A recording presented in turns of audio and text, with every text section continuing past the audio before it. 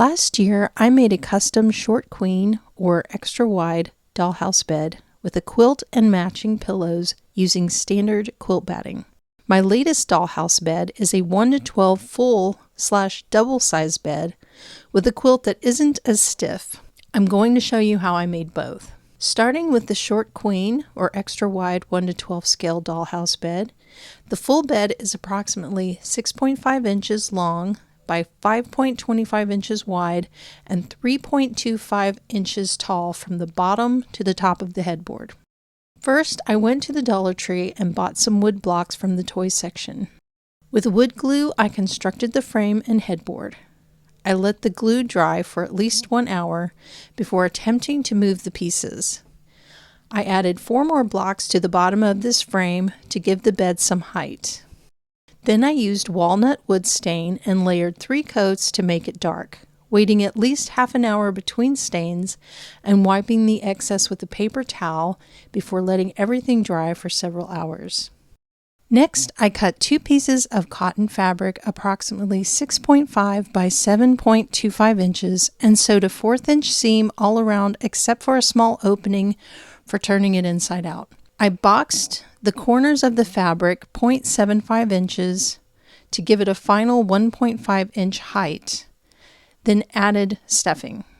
Since the mattress won't be seen, I sewed the small opening closed, but you can hand sew it closed using the ladder stitch for a seamless look.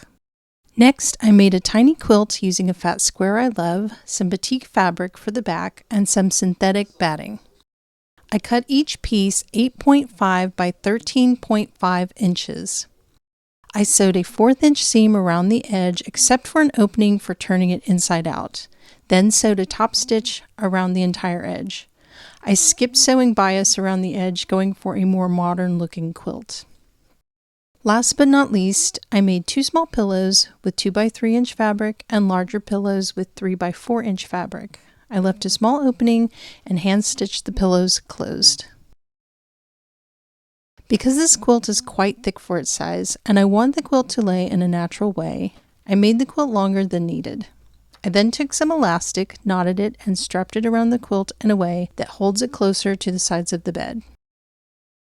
Then I added clips to the edge to give it a more stylish crease. All in all, it was a nice addition to my 2025 Gnome for the Holidays Christmas diorama. For the full/double 1:12 scale dollhouse bed, I started with tongue depressors or large popsicle sticks. I had to measure, cut, and glue them to obtain the 6.25 inch by 4.75 inch length and width.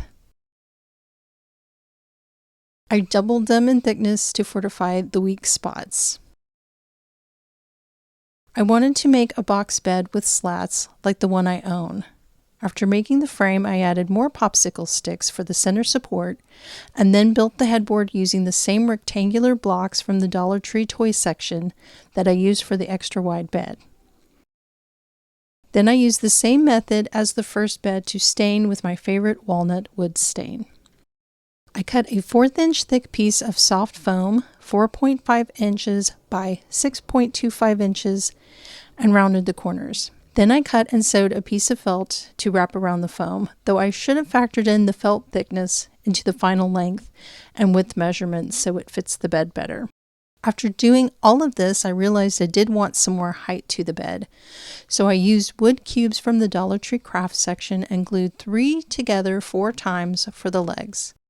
I stained and glued them to the underside of the bed, giving it a height of approximately 2.75 inches, including the mattress.